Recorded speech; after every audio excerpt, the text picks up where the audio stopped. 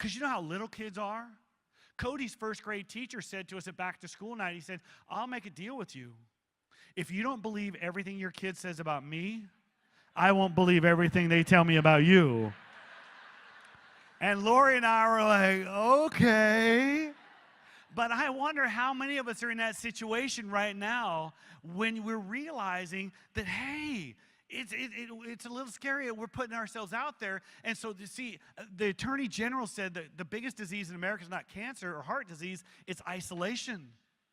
But if you read the book, School Culture by Design, Chapter 0 is talking about silos.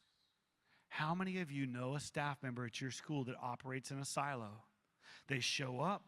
Some of them do amazing works. They're great with kids. They're great for kids, but they won't have anything to do with the staff. And here's what I've learned. That works for a couple years, and then guess what happens?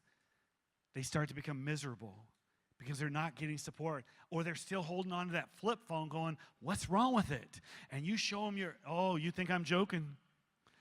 A couple years ago, I was up in Maple Ridge, BC, and I'd done this really cool things with kids about 2 weeks before where they were all seated at tables, 10 kids and one business person. I mean, big name business person. George Ross was there and George Zimmerman. These guys are big guns. It was a DECA conference, and these kids got a chance to ask these people questions about how to be successful in business. Well, they got 4 rounds. Get up, go to another table, get up. Finally, at the end, I said, hey, kids, now it's your turn. I want you to pull out your cell phone, and I want you to tell these business leaders, what is your favorite app? Boom, the room exploded. The kids are like, oh my gosh, I love this one, I love this one, I love this one. And guess what? All of a sudden, the kids, it was so cool, and they walked out to lunch, and I had about 20 of those people. I remember George Zimmer from Men's Warehouse. That was so cool, man, I love that. I said, you smoke much?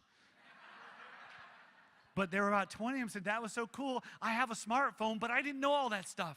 So 2 weeks later, I'm with this group of teachers. At the end of the day, I said, everybody grab your cell phone, pull it out, tell everybody what's your favorite app. And the room was crickets. I'm like, and a young teacher over here said, I'm the only one at my table with a smartphone. Young teacher over here said, I'm the only one. And everybody else like, I like my flip phone. But I was back Garibaldi Secondary School in September, 4 months later, 3 months later. I'm walking down the halls. I bet I had 10 teachers going, hey, you want to see my new phone? Hey, you want to see my new phone?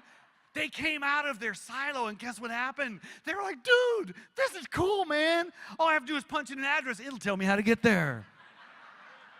One of them said, someday they're going to actually make it voice activated. I said, yeah, Siri will be along soon. And some of you are sitting here going, yeah, you're right.